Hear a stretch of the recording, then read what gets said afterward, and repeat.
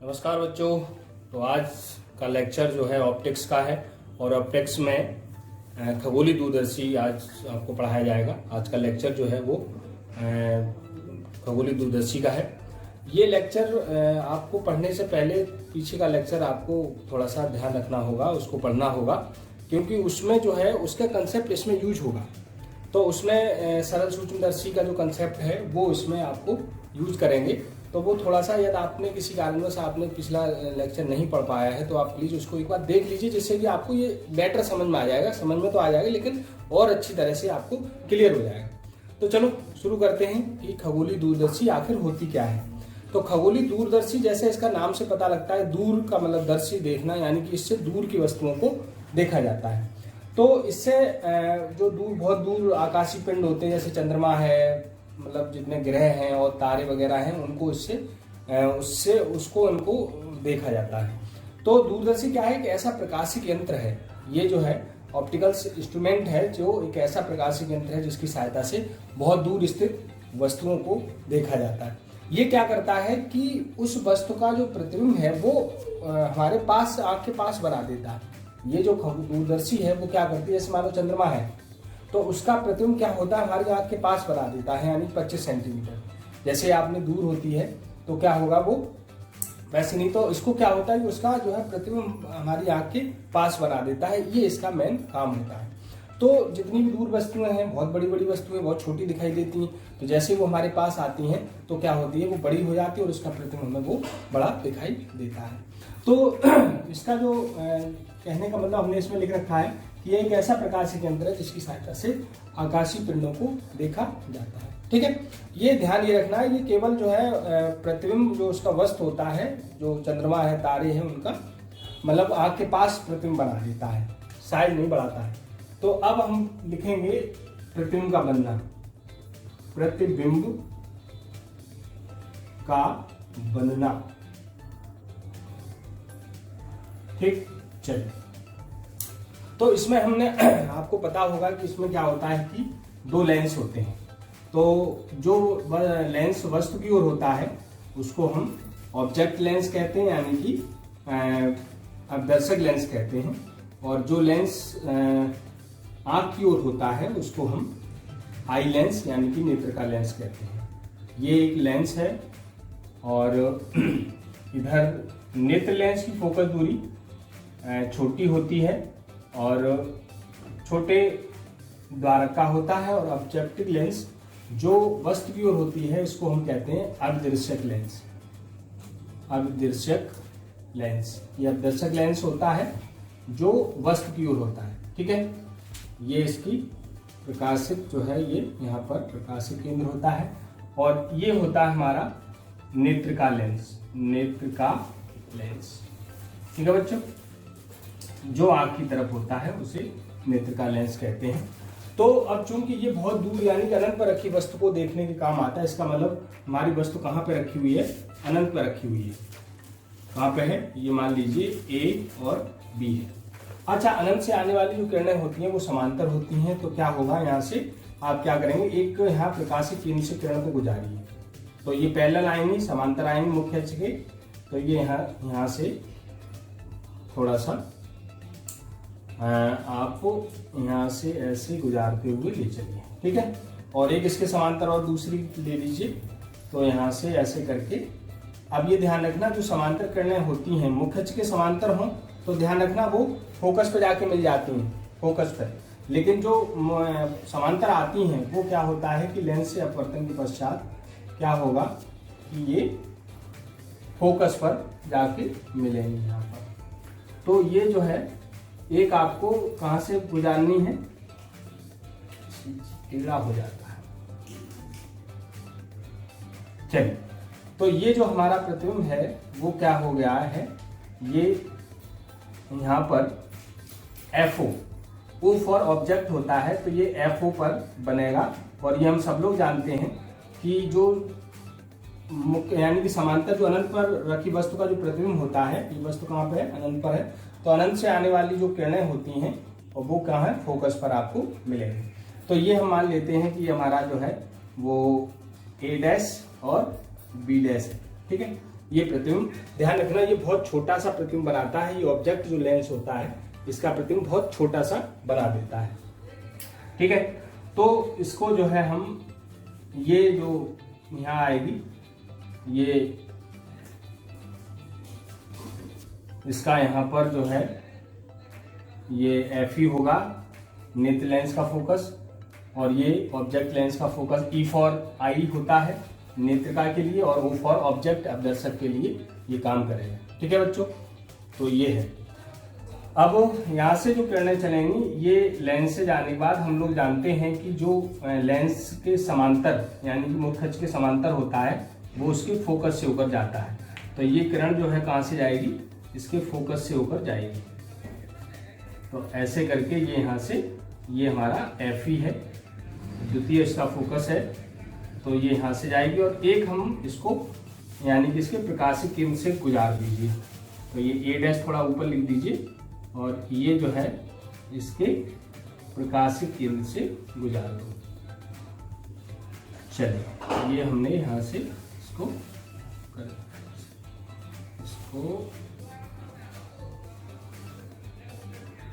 ठीक। तो ये जो है हमारा पीछे। अब इसको हम जब पीछे मिलाएंगे तो ये क्या होगा, इसको जो है पीछे ले आइए,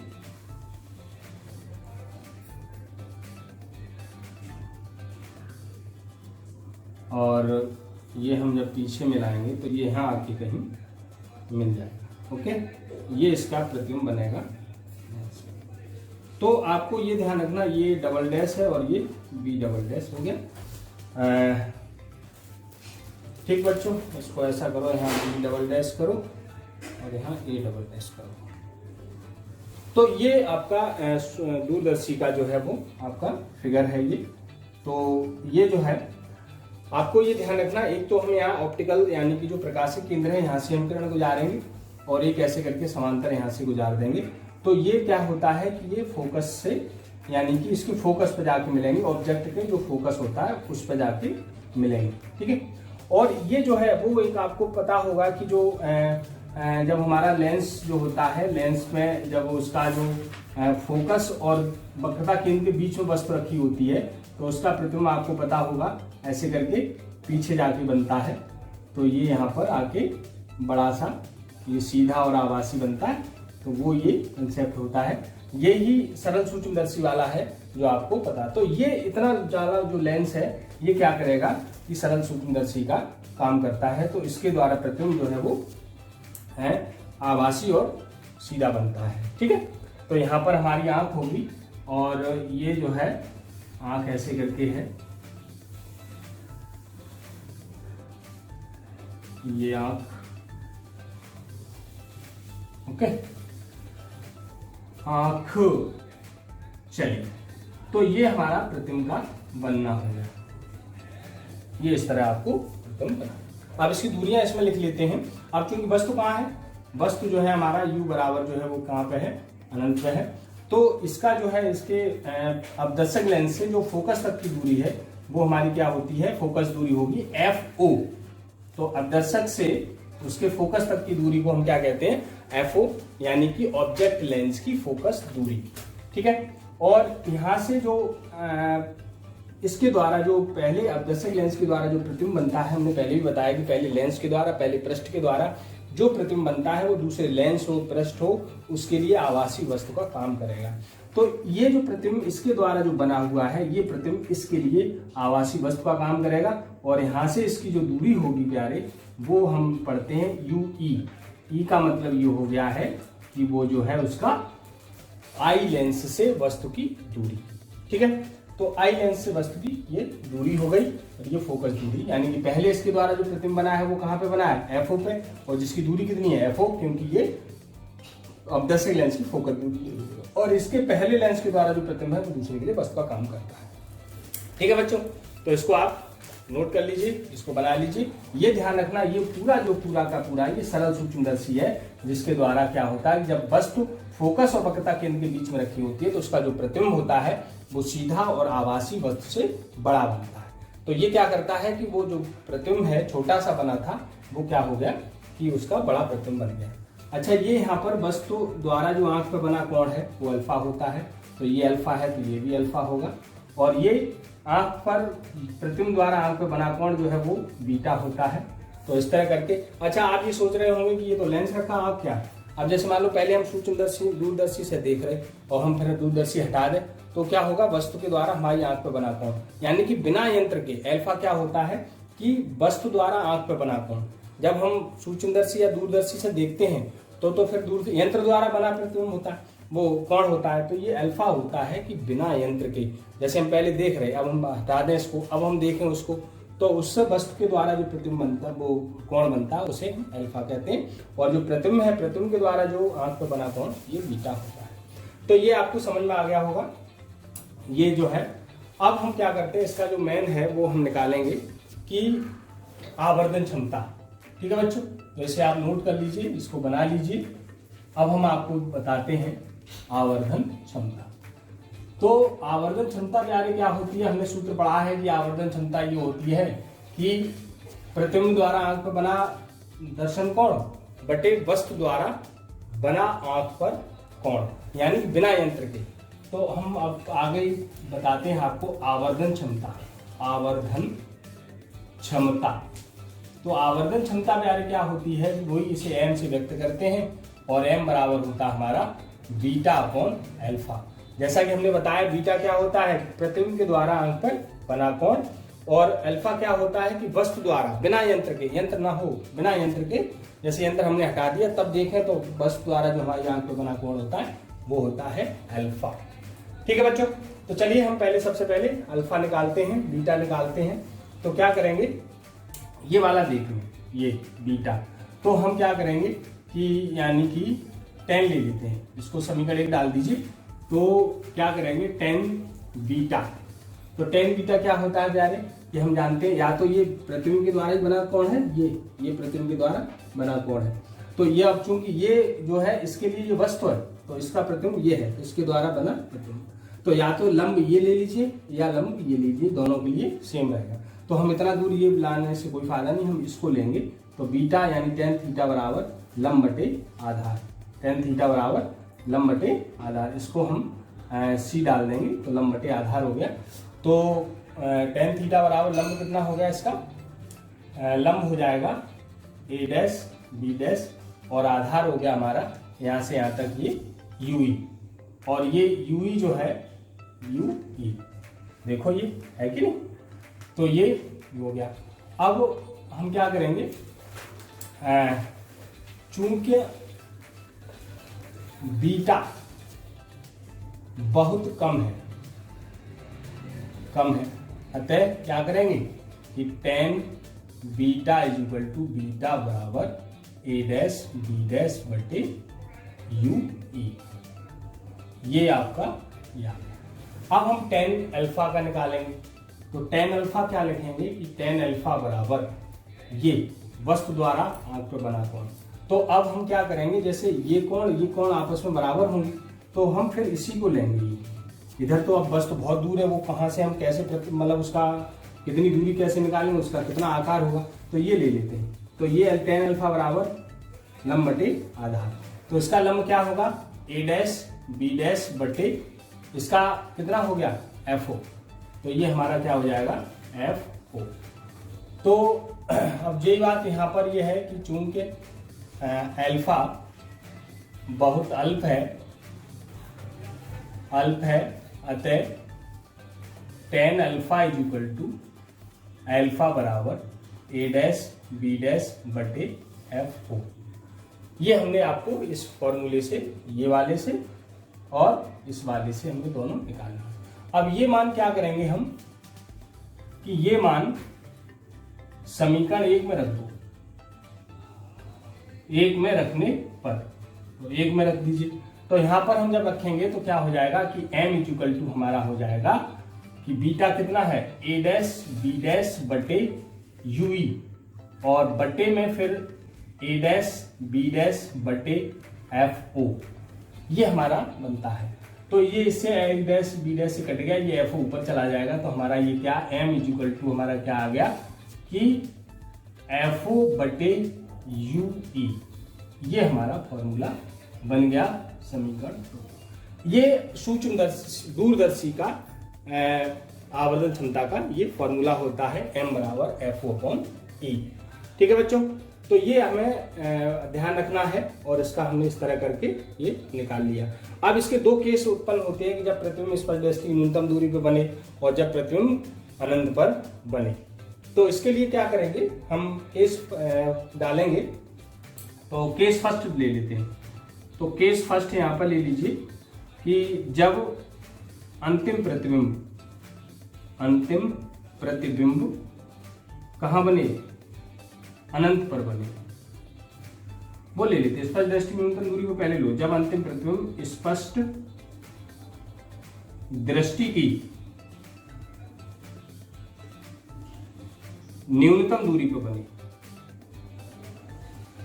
दूरी पर बने, ठीक है, स्पष्ट दृष्टि की न्यूनतम दूरी पर बने, तो क्या होगा कि यानी कि प्रतिबिंब कहाँ बनना, स्पष्ट दृष्टि की न्यूनतम दूरी पर, यानी कि प्रतिबिंब की दूरी क्या होती है, b इक्वल टू कहाँ बनना, स्पष्ट दृष्टि की न्यूनतम दूरी क्या होती है, d।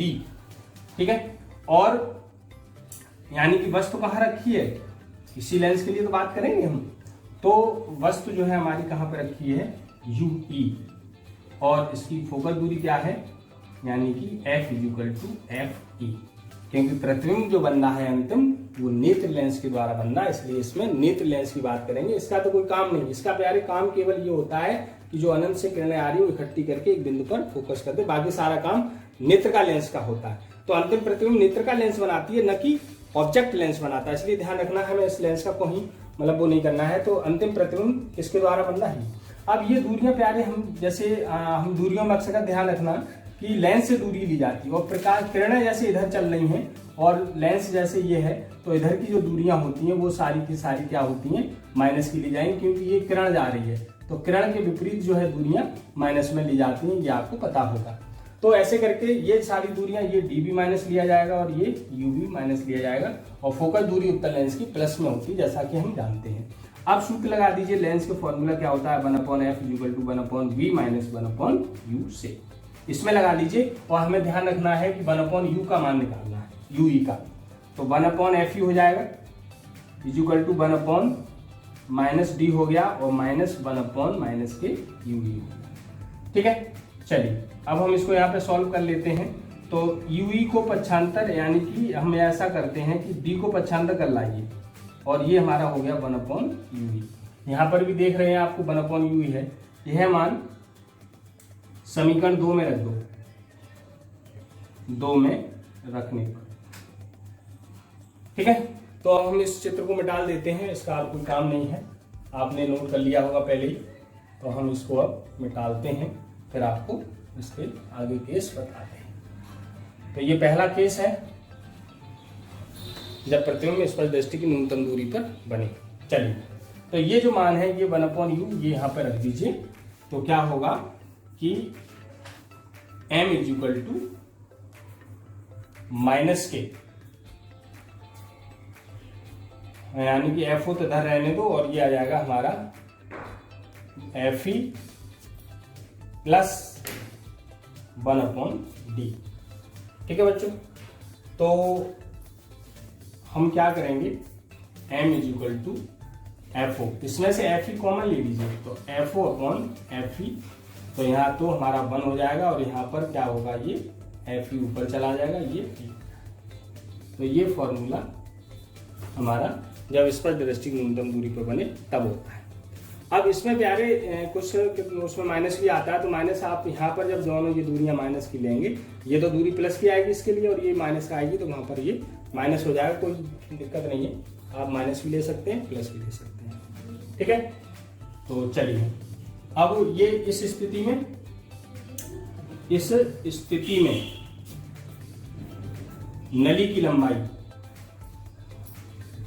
लंबाई हम आपको बता दें, दोनों लेंसों के बीच की दूरी होती है। अब तुम चित्र हमने मिटाल दिया है, तो दोनों लेंसों के बीच की दूरी आप देख रहे होंगे, जब स्पष्ट दृष्टि न्यूनतम दूरी पर बने तो क्या होता था कि एक तो FO प्लस UE, ये इसका मापांक चिन्ह नहीं, मतलब उसका मोड लिया जाता है, साइन नहीं लिया जाता है, तो ये FO प्लस UE हो जाएगा। ठीक है बच्चों, अब हम बात करते हैं सेकंड नोट्स की, वो केस सेकंड की। तो केस सेकंड में क्या करेंगे हम, चलिए इसे आप नोट कर लीजिए। और केस सेकंड हम लिखेंगे, केस सेकंड जब अंतिम प्रतिबिंब कहाँ बने, अंतिम प्रतिबिंब अनंत पर बने, अनंत पर बने, ठीक है।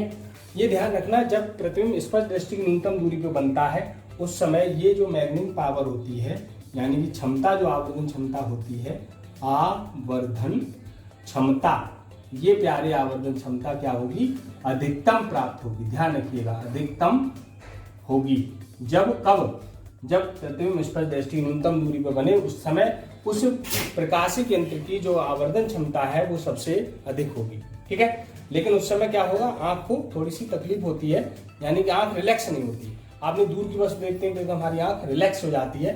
तो इसमें जब अनंत पर प्रतिबिंब बनता है तो इसमें आवर्धन क्षमता तो कम होती है लेकिन आंख रिलैक्स होती है, आंख को बड़ा आराम मिलता है। इसमें आपको आराम नहीं मिलता लेकिन आवर्धन क्षमता ज्यादा प्राप्त होती है। तो ध्यान रखिएगा कि इस स्थिति में जब अंतिम प्रतिबिंब बने तो आवर्धन ज्यादा होगा और अनंत पर बने तब। तो V कहाँ बन रहा है हमारा, अनंत पर। और वस्तु कहाँ रखी है, वस्तु तो हमारी वही रखी है UE पर। और फोकस कितना है, FE। समीकरण 2 में रखो, बिल्कुल सेम है जैसे इसमें। ध्यान रखना, स्पष्ट दृष्टि न्यूनतम दूरी D पर बनना था तो B प्रतिबिंब की दूरी होती है तो वो D होगी, U और FE। और ये इधर की जो दूरियां होती है वो माइनस ली जाती हैं, तो हम इसमें लगा दीजिए 1/f बराबर 1/b माइनस 1/u में। तो नोट कर लीजिए जी, चलो हम यही लगा देते हैं। तो 1/fe बराबर 1/ अनंत माइनस 1/ माइनस u। तो 1/fe is equal to 1/u। यह है मान, और ये यहाँ नहीं आएगा प्यारे, यह मान समीकरण 2 में रखा है, मान समीकरण 2 में रखूंगा। तो ये जो मान है वो यहाँ पर रख देंगे हम। तो हमारा m क्या आएगा, m इज इक्वल टू हो जाएगा FO और इंटू 1/f। तो क्या हो गया, m बराबर FO/f। माइनस भी ले सकते हैं आप, ठीक है बच्चों। तो ये हमारी जब अंतिम प्रतिबिंब अनंत में बने तो ध्यान रखना ये आपको निकालना है। इस स्थिति में नली की लंबाई, इस स्थिति में नली की लंबाई,